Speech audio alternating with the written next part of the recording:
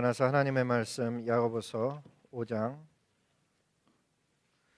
7절부터 8절 말씀 같이 읽도록 하겠습니다. 같이 읽습니다. 시작. 그러므로 형제들아 주의 강림하시기까지 길이 참으라. 보라 농부가 땅에서 나는 귀한 열매를 바라고 길이 참아 이른 비와 늦은 비를 기다리나니 너희도 이와 같이 마음을 굳게 하라. 주의 강림이 가까우니라. 아멘. 옆에 분들과 인사합니다. 참 잘 오셨습니다. 주님의 이름으로 축복합니다. 여러분 정말 잘 오셨습니다. 주님의 이름으로 축복합니다. 다음 주일이 추수감사절입니다. 그리고 우리는 레디컬 투게더 캠페인을 하고 있습니다. 오늘 말씀이 읽어보시면 추수감사절 준비하는데 적절하게 잘 맞는 말씀인가 하면 그렇지 않습니다. 오늘 본문은 다시 오실 주님을 만날 준비를 하며 살라는 재림에 관한 말씀입니다. 단어 중에 몇 단어가 농부라든지 땅에서 나는 귀한 열매라든지 이른 비와 늦은 비 등 농사에 쓰이는 단어가 몇 개 들어있어서 얼핏 보면 추수감사절을 연상하게는 만들지만 추수감사절을 준비하라고 전하기에는 적절한 말씀이 전혀 아닙니다. 그럼에도 불구하고 오늘의 본문으로 말씀을 나누는 이유가 있습니다. 저는 예수님 믿는 가정에서 태어났습니다. 할아버지, 할머니, 저희 아버님이 황해도 봉상군 사리원 교회에서부터 예수님을 믿었습니다. 그래서 어려서부터 저는 추수감사절이 되면 당연히 하나님께 감사를 드리며 자라났습니다. 근데 어느 때서부턴가 제가 자라나서 보니까는 추수감사절이면 교회에서 특별 추수감사 헌금 봉투를 주보에 넣어서 나눠주는 그런 모습을 보면서 좀 어색하게 느끼기 시작했습니다. 제가 어려서 드렸던 잘 익은 사과, 배추, 무 등을 가져다가 주님께 드렸던 어린 시절에 순수하게 주님께 드렸던 감사, 추수감사절과는 다른 그 무엇인가가 갑자기 느껴졌기 때문입니다. 추수감사 주일이면은 거의 예외 없이 뭔가 교회에서 재정적으로 한몫을 얻어내려는 듯한 설교와 분위기가 느껴졌고 그것이 제 눈에 보여진 것입니다. 제가 추수감사절 유래를 찾아보았습니다. 그리고 그 가운데 비교적 쉽게 잘 쓰여진 것을 보게 되었는데 그것은 1992년, 그러니까 제가 신학교 들어오기 2년 전에 기독교보라는 것에 11월 14일자 추수감사절에 실렸던 그런 전을 두고 실렸던 내용입니다. 그 내용이 좋아서 오늘 제 설교에 반영하였고 제가 추수감사절이면 생각하는 내용은 그 내용입니다. 추수감사절의 유래를 다 알고 있겠지만 다시 설명드리면 이렇습니다. 추수감사절은 한국 추수감사절과 미국 추수감사절의 유래가 다릅니다. 한국 교회에서는 제4회 조선 예수교 장로회 총회에서 그 당시 서경조 장로님이란 분이 계셨는데 그분이 제안해서 1904년부터 추수감사절을 지키게 되었습니다. 처음에는 11월 10일 날 지켰는데 10년 후에 1914년부터 매년 11월 셋째 주에 추수감사절을 지킵니다. 그래서 올해가 한국 교회에서의 추수감사절은 100주년이 되는 해입니다. 거기에 반해서 미국에서는 알다시피 1621년 청교도들이 미국 땅에 와서 처음으로 씨를 뿌려 수확한 첫 열매를 하나님께 드린 것을 기원으로 한다고 알려져 있습니다.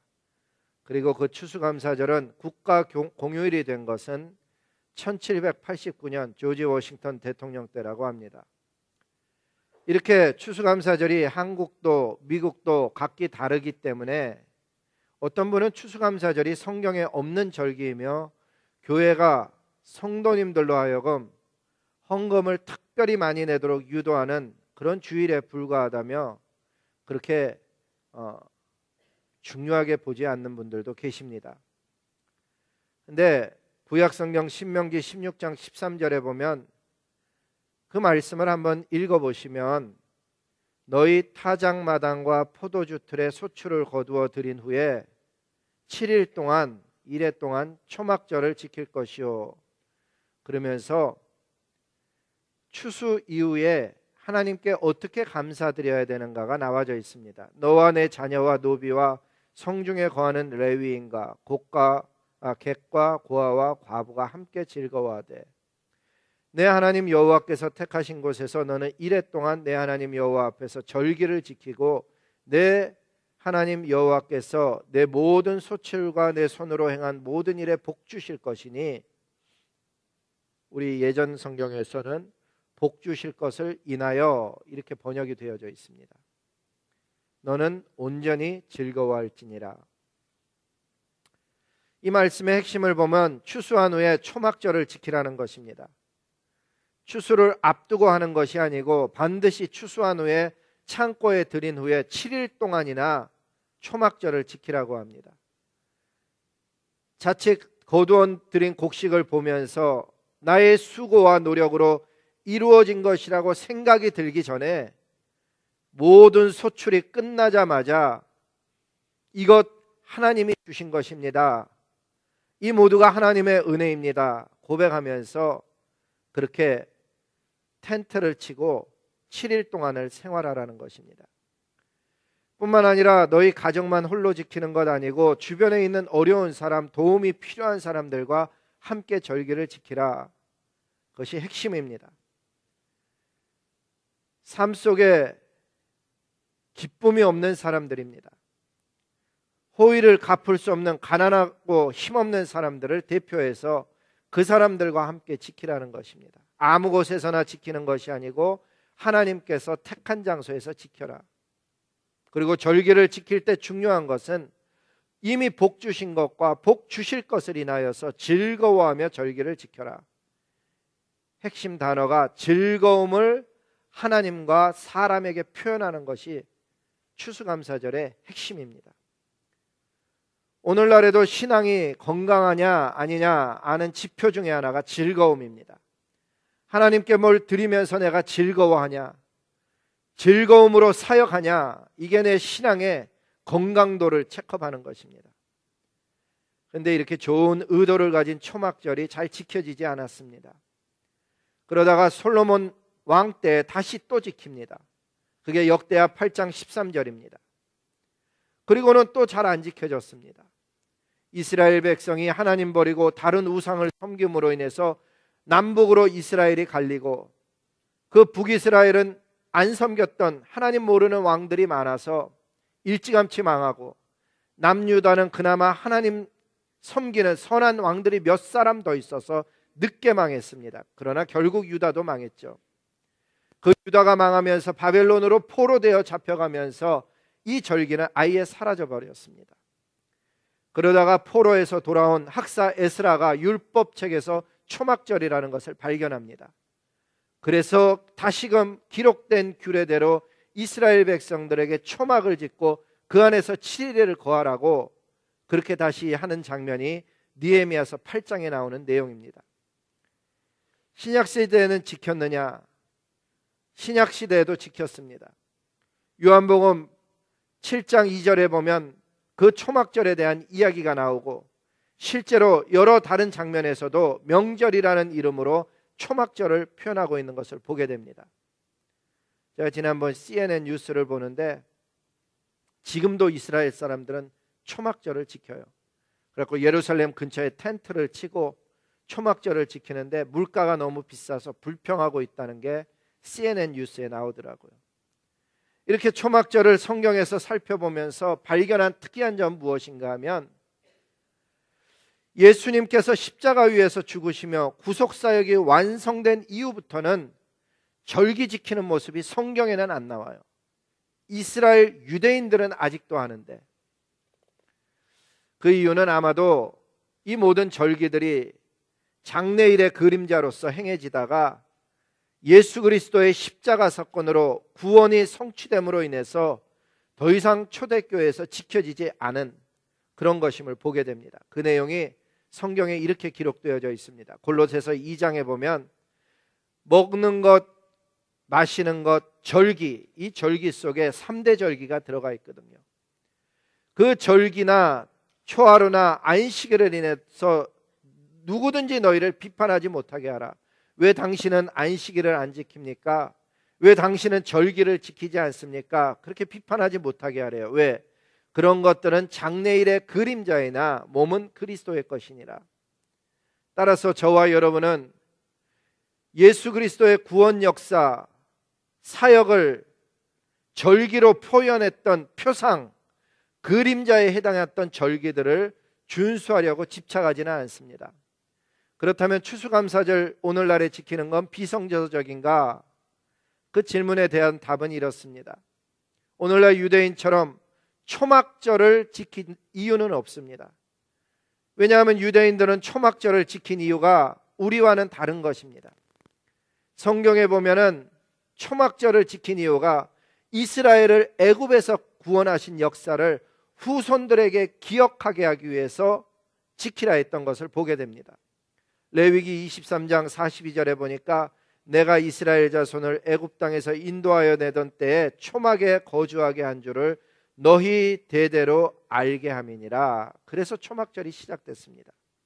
저와 여러분은 좀 다르죠. 예수님 때문에 신앙이 시작됐고 예수님의 십자가 위에서 피 흘려 죽으심으로 죄에서 해방된 하나님의 자녀들이기 때문에 우리는 유대인들이 초막절 지키듯이 우리도 초막절 지킬 이유는 없는 것입니다. 하지만 저와 여러분들이 십자가의 구원의 은혜 아래 있다고 해서 성삼위 하나님을 향한 모든 감사의 표현까지 다 없애야 하는 것은 아니라는 것입니다. 어떤 분은 농경사회가 아니니까 추수감사절 이거는 잘못된 것이다 이야기합니다. 근데 여러분 실제 삶을 살아보면 정반대입니다. 오히려 현대사회가 더 복잡하고 더 위험하고 그러에 따라서 우리의 감사의 제목은 오히려 더 늘어난 형태입니다. 따라서 매년 추수감사절을 우리가 지키면서 하나님께서 우리를 악에서 보호하시고 구원해 주시고 살아가게 하시는 것이 감사해서 주님 앞에 드리는 것, 그것은 신앙에 유익한 것입니다. 그런데 추수감사절의 유래를 살펴보면서 발견하는 것이 우리 신앙의 선배들이, 우리 한국 분들 얘기하는 거예요. 단순히 구약이나 신약의 모형을 쫓아 추수감사절을 정한 것이 아니고 그 1904년 제4회 조선예수교 장로회 총회에서 서경조 장로님이 발언할 때 이런 얘기를 했습니다. 추수감사절을 제안하는 이유는 이날 감사 예배를 각 교회들이 드리고 감사 헌금을 모아서 총회 전도국에 보내어 전도 사업에 쓰자. 그래서 그것을 제정했다 하는 것입니다. 즉 추수의 기쁨, 그때가 헌금 드리기 가장 좋은 때인데 그 헌금을 가지고 하나님 나라의 복음 사역에 쓰자. 그래서 시작했는데 오랜 세월을 지나다 보니까 전도 사업에 쓰는 영역은 사라지고 그저 헌금 내라는 것만 강조하는 쪽이 되었다는 것입니다. 그래서 저와 여러분이 다시금 우리 신앙의 선배 길을 기억한다 그러면 1년에 한 번 우리 교회도 성도님들이 추수의 감사로 드리는 모든 것들을 교회 재정에 넣지 말고 온 세계 복음 전하며 어렵게 사는 이웃들에게 구제하기 위해서 그 헌금 다 드렸으면 좋겠다. 그런 생각을 주님 앞에 해본다는 것입니다. 가난한 사람, 힘든 사람도 이 추수감사절이 되면 하나님 앞에 활짝 웃을 수 있는 그런 주일이면 정말 좋겠다. 즉 선교와 구제를 목적으로 해서 추수감사 업무를 드리는 것은 우리 주님이 좋아하시겠다 하는 생각이라 하는 것입니다.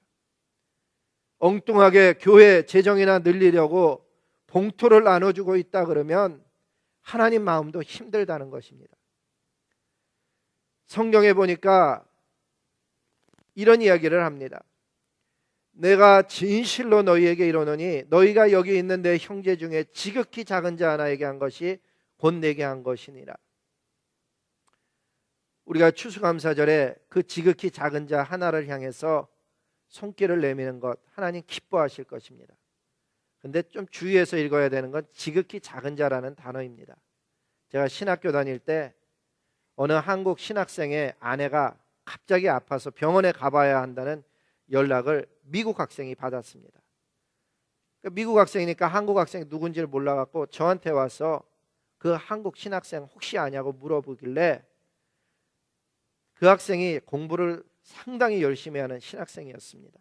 그래서 제가 아마 도서관에 가면 있을 것이다 그랬더니 그 친구가 찾아갔는데 역시 도서관에 있었습니다. 공부를 아주 열심히 했거든요. 그래서 이제 미국 친구가 얘기를 한 거예요. 당신 아내가 아프니까 당장 병원에 이멀전시로 가봐야 할 것 같다. 그 소식을 받았다는 거예요. 이제 전달을 했더니 한국 학생이 아주 곤란한 표정을 지으면서 그랬대요. 자기는 지금 공부해야 되니까 네가 대신 나 대신 아내 데리고 병원에 좀 가줄 수 있냐? 그렇게 얘기했다는 거예요. 그 이야기 전한 미국 친구가 고민하면서 거절을 했어요.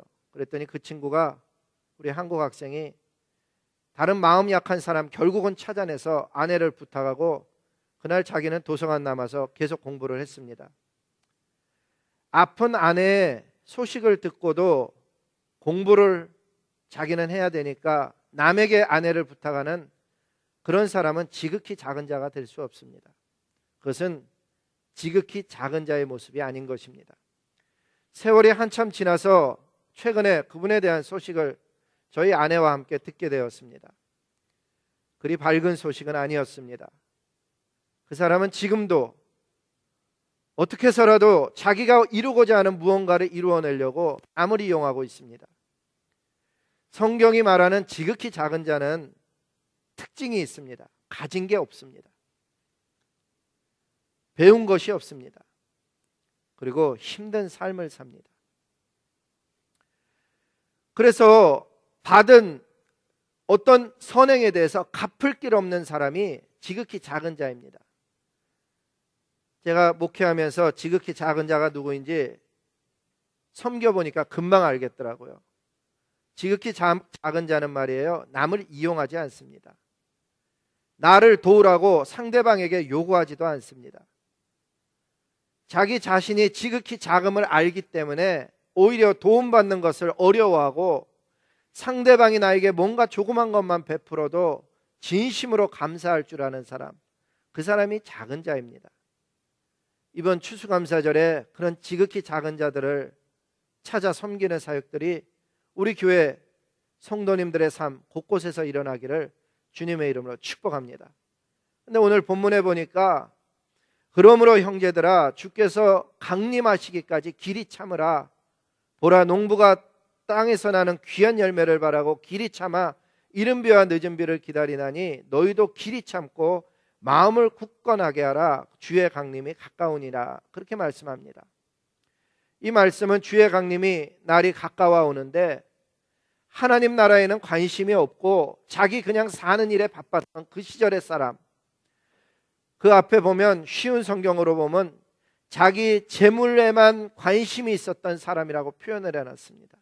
그 사람에게 하신 말씀입니다. 뭘 길이 참으라고 했는가 하면 예수님 때문에 가난한 삶을 길을 택한 것을 부끄러워하지 말고 인내하라고 격려하는 말씀입니다. 왜? 이제 곧 있으면 예수님 오실 테니까 너 참아 기다려라. 그렇게 격려했습니다. 근데 여러분, 이 말씀 받았던 분들이요, 주님 오심을 못 보고 그저 자기가 선택했던 그 길, 가난과 핍박과 박해와 멸시 가운데 다 이름 없이 죽어갔습니다. 그러나 여러분, 그분들은 그냥 주님 오심 기다리다가 재림도 못 보고 죽은 속아 산 인생들이 아닌 것입니다. 우리 주님 다시 오시는 날 천사장의 소리와 하나님의 나팔 소리가 울리는 가운데 그리스도를 믿다가 죽은 자들 다시 살아나서 주님 영접하는 그날, 그 사람들은 주님의 약속을 붙잡았기 때문에 박해를 받고 멸시와 천대를 받으며 가난하게 살았지만은 약속 그대로 주님과 함께 구름 속으로 끌어올려서 공중에서 주의 얼굴을 뵙는 영광된 자리에 서게 될 귀한 분의 삶을 그분들은 사는 것입니다. 성경은 그 일을 이렇게 표현합니다. 주께서 초령과 천사장의 소리와 하나님의 나팔 소리로 친히 하늘로부터 강림하시리니, 죽은 자들이 먼저 일어나고, 그냥 죽은 자들이 아니에요. 그리스도 안에서 주님 섬기다가, 주님 뜻대로 살다가, 약속 붙잡고 살다가 죽은 자들이 먼저 일어나고, 그 위에 살아남은 자들도 구름에 함께 끌어올려 공중에서 주를 영접하리니, 그리하여 우리가 항상 주와 함께 있으리라. 우리도 정신 바싹 차려야 합니다. 농부가 땅에서 나는 귀한 열매를 바라보고 길이 참아 이른 비와 늦은 비를 기다림같이 주님의 은혜를 사모하고 맡겨준 사역 귀한 줄 알고, 그것 때문에 겪는 어려움 하나님께서 갚아주실 줄 믿고 그 길에서 버티며 충성하며 살아가야 되는 것입니다. 이 땅에서 우리가 교회로서 해야 될 바를 당연히 해야 되는 것입니다. 추수감사절이 돼가니까는 형제들이 생각이 납니다. 함께 신앙생활하다가 선교지로 갔는데 우리 조동혜 선교사님 이메일 보니까는 눈물이 나더라고요. 그런 분들 격려할 수 있기를 소망합니다. 또 아카소 땅에서, 꿈도 없는 그 땅에서 살아가던 사람들에게 아름다운 꿈을 제공하는 것, 의미가 있다고 봅니다. 뿐만 아니라 이 땅에 와 있는 다민족 성도님들, 영어 한마디 못하면서 이 땅에 살아가는 게 얼마나 힘든데 그분들 도우며 주님께로 인도하는 것, 귀한 사역인 줄로 믿습니다. 주님 다시 오시는 그날까지 이 교회가 우리에게 허락한 물질과 은사들을 사용해서 그분들의 삶을 격려하고 하나님 믿게 하고 도와주고 영광의 면류관 금면류관 사모하며 살면은 의미 있는 추수감사절을 우리가 맞이하게 될 줄로 믿습니다. 여러분, 이스라엘 백성들에게 왜 풍성한 추수가 끝난 후에 곧바로 그렇게 초막절을 지키게 하라고 했을까? 봄철과 여름철에 허리가 휘도록 일해서 이제 막 추수를 끝냈는데 너 좀 쉬다가 추수감사절 해라 이러지 않고, 그 추수가 끝나자마자 왜 7일 동안이나 그 불편한 텐트 생활을 하라고 했을까? 이스라엘로 하여금 너 인생이 광야임을 잊지 말라고 그렇게 했다고 보는 것입니다. 추수의 풍성함을 주신 분이 하나님이시고, 그 추수의 물질에 마음이 가 있지 말고 네가 광야에 나가서 또다시 살아봐라. 그 하나님이 이 풍성함을 주신 주인이라는 걸 텐트에서 7일간을 지나면서 이거 내가 이룬 게 아니다 깨달으라는 것입니다. 다시 오실 주님 기다리는 성도는 이 초막절의 교훈을 기억합니다. 내 삶 속에서 쉴만할 때 7일 동안 집보다 훨씬 불편한 텐트 생활하면서 주님의 마음을 이해하는 것입니다. 맞습니다, 주님. 광야에 내가 나가야 합니다. 그 사람은 추수를 가능하게 하신 하나님을 알게 되고, 그 사람은 감사와 찬양이 삶 속에 배어나오게 되는 것입니다. 이 풍성함이 내 것이 아니라는 것을, 내 일의 수고의 결과가 아니라는 것을 안다는 것입니다. 게다가 7일간 텐트에서 살아보면 집 없는 사람, 힘 없는 사람들의 불편함을 내가 겪게 됩니다. 나그네 인생을 알게 되는 것입니다. 그 불편함과 어려움을 통해서 힘 없는 사람, 어려운 사람 어떻게 도와야 되는지를 알게 된다 하는 것입니다. 게다가 7일 정도 텐트에서 살아보면, 그러다 집에 돌아오면 생각나는 게 뭡니까? 야, 집이 참 좋다. 그러면서도 뭘 생각하게 되는 줄 아세요? 내가 왜 이렇게 쓸데없는 것 많이 안고 살고 있는가? 그걸 보게 됩니다. 제가 예전에 이사를 가다가 짐 정리를 하다 보니까 왜 이렇게 짐이 많은가? 좀 줄이며 살아야지, 그렇게 생각한 적이 있었거든요. 그런데 또 살다 보니까 또 비슷한 짓을 하고 있어요. 제가 정신 바싹 차려야죠. 실제적인 추수의 날도 있지만 영적인 추수의 날도 있는 것이죠. 저와 여러분은 어떻게 해서든지 가볍게 살기를 주님 앞에 깨어 있어야 되고, 이 땅의 것들에 눈이 멀어 살다 보면 하나님 앞에 가면 진짜 있어야 될 것은 없는 그런 인생일 수도 있다는 것이죠. 오늘 본문을 보니까 주님 다시 오실 날이 가깝다. 그 얘기 듣고 산 사람들, 속아 산 사람들 아니라는 거예요. 그 사람들도 지금까지 2000년을 기다렸느냐, 그거 아니라는 거예요. 제가 이 말씀 잘 묵상하다 보니까 주님 다시 오신다는 얘기 듣고 어떤 사람은 40년, 60년을 살았겠죠. 사실은 다 짧게 남아져 있는 거예요. 주님 다시 오실 날이 그 사람들한테도 가까운 것이고 저와 여러분에게도 가까운 것이에요. 분명한 것은 주님이 제게 오든지 제가 주께로 가든지 주님 앞에 다시 서는 날이 있다는 거예요. 그날 이 땅에 살면서 내 풍성한 추수가 나만을 위한 것이 아니었고 정말 누리며 나누며 베푸는 삶을 살았다면 부끄럽지 않는 구원을 얻을 것이고, 우리 교회도 추수감사 헌금 뭐 어떻게 해갖고 내라고 강조만 할 게 아니고 어디다 쓰는지를 잘해서 하나님 마음을 시원케 해드리는 그런 교회가 될 수 있으면 참 좋겠다. 주님 앞에 묵상하고 이 말씀 전했습니다. 이같이 살아갈 수 있기를 주님의 이름으로 축복합니다. 기도하시겠습니다. 사랑하시는 아버지 하나님, 추수감사절이 되어지는데 주님 다시 오는 날을 기억합니다. 주님 강림하시는 날이 가깝다 그러는데 정신 바싹 차리고 살게 하셔서 진짜 하나님 믿는 사람처럼 살아가는 그런 은혜가 있을 수 있게 주여 도와주시옵소서. 예수님 이름으로 감사하며 축복하며 기도드렸습니다. 아멘. 우리 다